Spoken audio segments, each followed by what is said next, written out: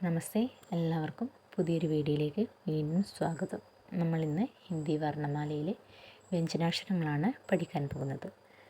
വർണ്ണമാല എന്ന് പറഞ്ഞാൽ അക്ഷരമാലയാണ് കേട്ടോ, കൺഫ്യൂഷൻ വേണ്ട. അപ്പോൾ സ്വരാക്ഷരങ്ങൾ നമ്മൾ പഠിച്ചു കഴിഞ്ഞു.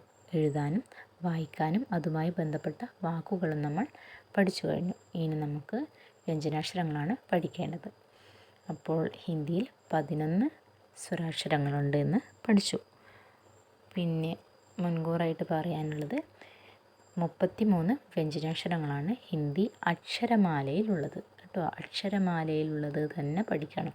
അക്ഷരമാലയിൽ 33 വ്യഞ്ജനാക്ഷരങ്ങളും 11 സ്വരാക്ഷരങ്ങളുമാണ് ഉള്ളത്.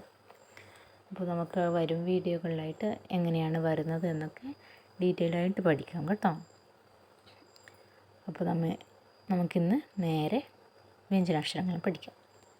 ക, ഖ, ഗ, ഘ, ങ, ച, ഛ, ജ, ഝ, ണ, ട, ഠ, ഡ, ഠ, ണ, ത, ഥ, ദ, ഥ, ന, പ, ഫ, ബ, ഭ, മ.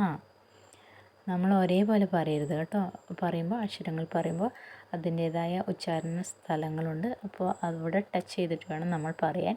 അതൊക്കെ ഉയർന്ന ക്ലാസ്സുകളിൽ നിങ്ങൾ പഠിക്കുന്നതായിരിക്കും. അപ്പോൾ ക മുതൽ മാ വരെ 25 വ്യഞ്ജനാക്ഷരങ്ങളുണ്ട്. ഇവയെ നമ്മൾ സ്പർശവ്യഞ്ജനം എന്നാണ് പറയുക. അപ്പോൾ എന്താണ് സ്പർശവ്യഞ്ജനം എന്നുള്ളത് നമുക്ക് അടുത്ത വീഡിയോയിൽ പഠിക്കാം കേട്ടോ. അപ്പോൾ ക മുതൽ മാ വരെ 25 അക്ഷരങ്ങൾ. മനസ്സിലായില്ലേ? ക മുതൽ മാ വരെ 25 വ്യഞ്ജനാക്ഷരങ്ങളാണ് ഉള്ളത്. അതിന് നമ്മൾ എന്ത് പറയും? സ്പർശവ്യഞ്ജൻ എന്ന് പറയും. അപ്പോൾ വ്യഞ്ജനാക്ഷരങ്ങൾ പഠിക്കുമ്പോൾ നമ്മൾ നന്നായിട്ടൊന്ന് പഠിക്കുക. ക മുതൽ മാ വരെയുള്ള അക്ഷരങ്ങൾക്ക് എന്താണ് പറയുക? സ്പർശവ്യഞ്ജൻ എന്ന് പറയും. അടുത്തത് യ, ര, ല, വ. ഇതിനെ നമ്മൾ അന്തസ്ഥ വ്യഞ്ജൻ എന്ന് പറയും. ഷ, ഷ, സ, ഹ. ഇതിനെ നമ്മൾ ഊഷ്മവ്യഞ്ജൻ എന്നും പറയും. അങ്ങനെ മൊത്തത്തിൽ 33 വ്യഞ്ജനാക്ഷരങ്ങളാണ് ഹിന്ദി അക്ഷരമാലയിലുള്ളത്.